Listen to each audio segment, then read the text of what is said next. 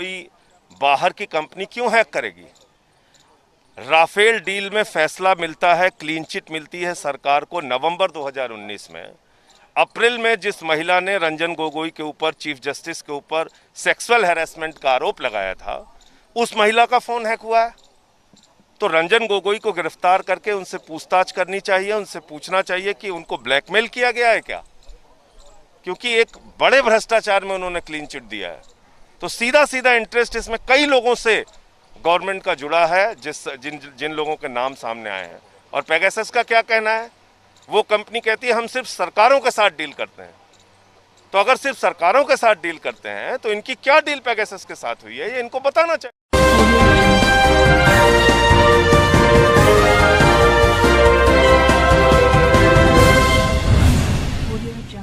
हम आप में आपका स्वागत है। आज बात करते हैं हम आप में उस जासूसी कांड की जो हाल ही में बड़ी चर्चा पे आ गया है। संसद में हंगामा चल रहा है तो अखबार और मीडिया में बहस चल रही है कि क्या ऐसा भी हो सकता है। देखते रहिए पूरा वीडियो और आपको इस विषय पे विशेष जानकारी दी जाएगी। इस बीच मेरे चैनल को सब्सक्राइब कर लीजिए, लाइक कर लीजिए, शेयर कीजिए और कमेंट ज़रूर किया कीजिए।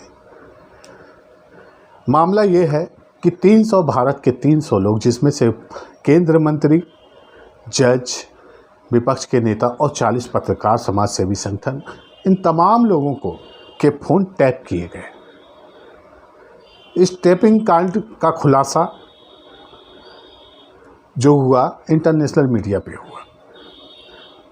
बताया गया कि भारत में जो है 18-19 में लोगों के फ़ोन टैप किए गए, जासूसी की गई।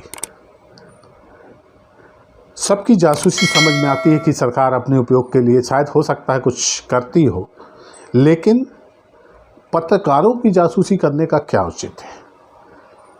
पत्रकारों की जासूसी करने का मतलब ये है कि सरकार उन पत्रकारों से बहुत भयभीत है, डरती है उन पत्रकारों से, इसलिए उनकी फ़ोन टैपिंग कराती है, उनके बारे में कुछ जानकारियां इकट्ठा करना चाहती है ताकि किसी तरह उन्हें दबाया जा सके और उन्हें भी गोदी मीडिया की तरह अपने पाले में लाया जा सके।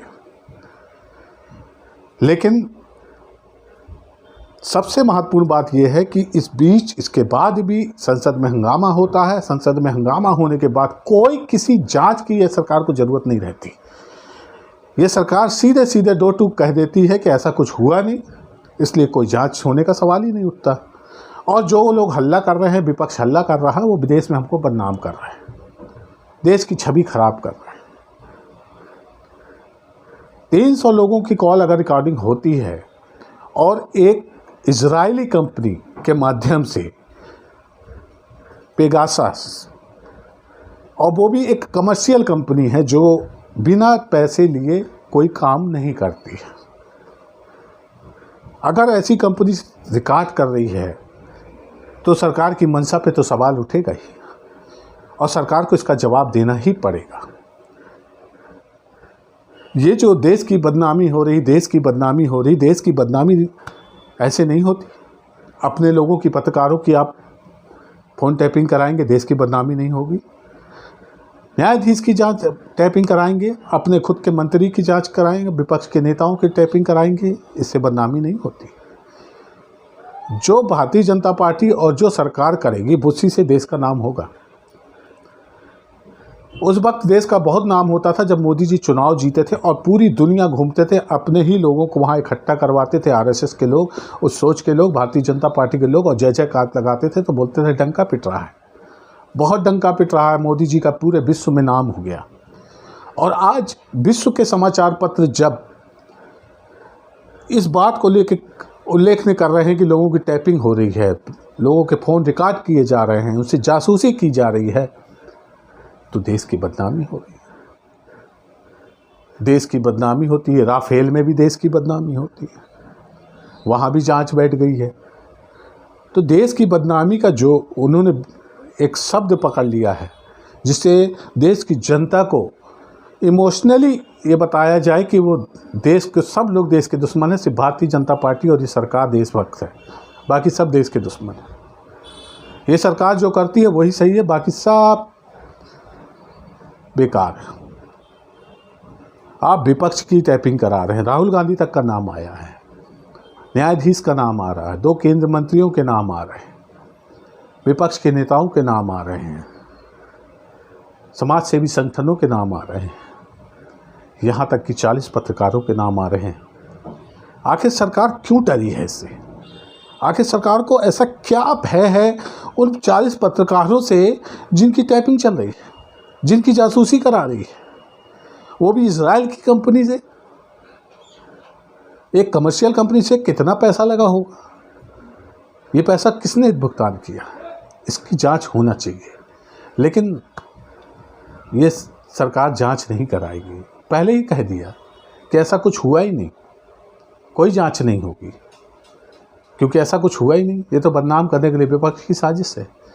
एक अच्छा रटा रटाया जवाब है इस सरकार के पास कि कुछ भी करो ना करो, विपक्ष के ऊपर थोप दो, जो भी हुआ विपक्ष की गलती, नहीं हुआ विपक्ष की गलती। लोग मर गए इलाज के अभाव में तो पूछा जाता है विपक्ष क्या कर रहा है। अरे तुम सत्ता में आप हो, विपक्ष कहाँ से क्या करेगा?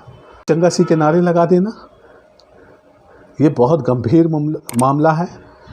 और ये जो है पूरे इंटरनेशनल न्यूज़पेपर में इसका खुलासा हुआ है, इंटरनेशनल लेवल पे बात उछली है।